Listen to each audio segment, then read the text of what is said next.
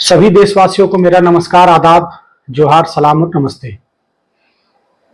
दोस्तों, जिस तरह से लगातार कई दिनों से पाकिस्तान के साथ युद्ध चल रहा था, पाकिस्तानी सेना के साथ भारतीय सेना लगातार जंग लड़ रही थी और मुंहतोड़ जवाब दे रही थी, लेकिन एक बेहद अफसोसनाक खबर, बेहद दुर्भाग्यपूर्ण खबर पता चली कि कहीं ना कहीं अमेरिका के दबाव में भारत और पाकिस्तान दोनों ने युद्ध विराम पर सहमति जताई है, जो बहुत ही गलत फैसला होगा भारत सरकार का, क्योंकि पाकिस्तान कभी भी जो उसके नापाक इरादे हैं उन नापाक इरादों से वो बाज नहीं आने वाला।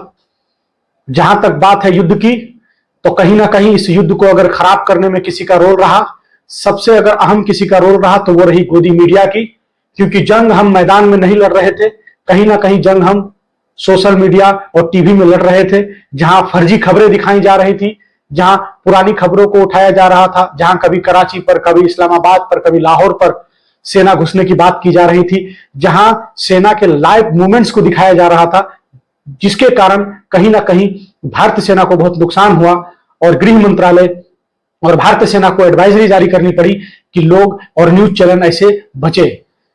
आज जो घटना हिंदुस्तान के साथ हुई है,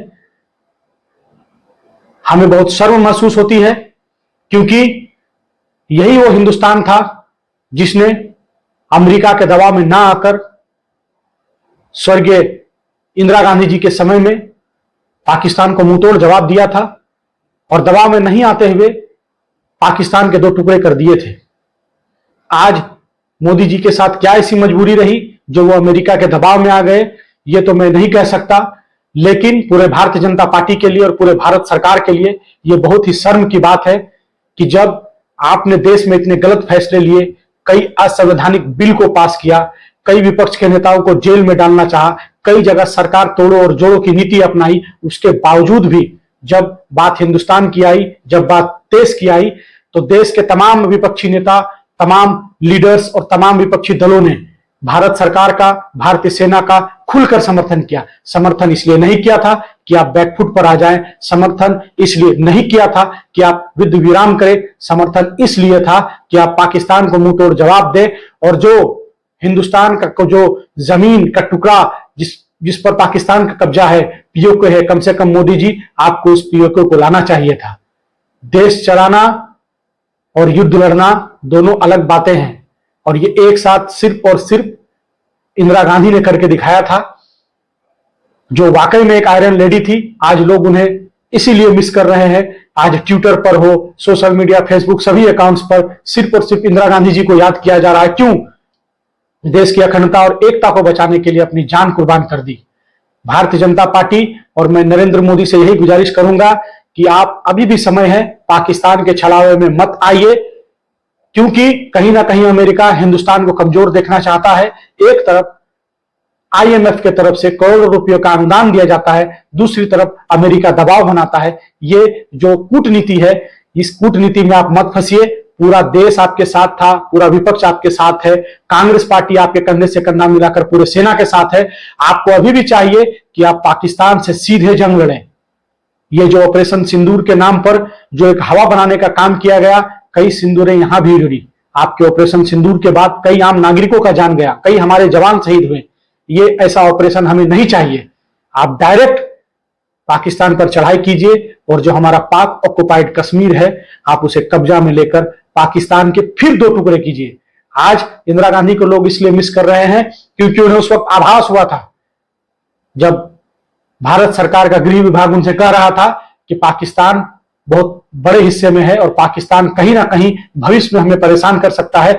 सिर्फ और सिर्फ इंदिरा गांधी थी जिन्होंने कहा था कि हमें पाकिस्तान के दो टुकड़े करने होंगे, हमें पाकिस्तान को कमजोर करना होगा। इसीलिए मैं नरेंद्र मोदी जी से, भारत सरकार से और गृह मंत्री जी अमित शाह जी से निवेदन करता हूं कि अमित शाह जी, आपको जितना राजनीति करना था आपने देश के साथ किया। आपने हर जगह जाति धर्म की राजनीति की, सरकार बनाने और सरकार गिराने की राजनीति की, आपने विधायक और सांसद खरीदने और बेचने की राजनीति की। थोड़ा सा देश चलाने और देश में कैसे कूटनीति से काम लिया जाता है, कैसे दूसरे देशों को जवाब दिया जाता है। आप थोड़ा इसकी भी पढ़ाई कर लेते, आप इसको भी थोड़ी सोच समझ कर लेते तो ये पूरे देश के लिए भला होता। मैं फिर से भारत सरकार से यही निवेदन करता हूं कि आप अभी भी इस छलावे में ना आए, पाकिस्तान को मुंहतोड़ जवाब दे। हर मोर्चे पर हिंदुस्तान पाकिस्तान से मजबूत है, चाहे वो एयरफोर्स हो, चाहे वो नेवी हो, चाहे वो थल सेना हो। हर मोर्चे पर कांग्रेस का यही स्वर्ण इतिहास रहा था कि कांग्रेस ने जो 70 सालों में आपको जो जमा पूंजी जमा करके दी, जो सेना की शक्ति थी, जो सेना का बल था, जो सेना का पराक्रम था, कांग्रेस पार्टी के इतिहास के ही बदौलत आज हमारा सेना इतना मजबूत है। आज हमारे सेना में एक से एक आपको मिसाइल्स, इक्विपमेंट्स, परमाणु शक्तियों से इनबिल्ट कई ऐसे लगातार बम विस्फोटक मौजूद है जिससे हम लोग पाकिस्तान को मुंह तोड़ जवाब दे सकते हैं। 70 साल में तो आपने बनाया नहीं, सिर्फ कांग्रेस ने 70 साल में सवाल किया। कांग्रेस के दिए हुए 70 सालों का जो एक जखीरा है, जो एक जमा पूंजी है, कम से कम उस जमा पूंजी से बेहतरीन तरीके से लड़िए और बेबाक अंदाज से लड़िए। ये डरपोक अंदाज और ये जो गिदड़ भपकी थी और ये जो सोशल मीडिया प्लेटफॉर्म्स पर, तमाम न्यूज मीडिया प्लेटफॉर्म्स के जरिए जो युद्ध लड़ा जा रहा था, इस युद्ध को जमीन पर लड़िए और पाकिस्तान को मुंहतोड़ जवाब देकर पाक ऑक्युपाइड कश्मीर को फिर से भारत का हिस्सा बनाइए। इसके बाद हमें ये मौका बार बार नहीं मिलने वाला और पाकिस्तान कभी भी बाज नहीं आने वाला। जय हिंद, जय भारत।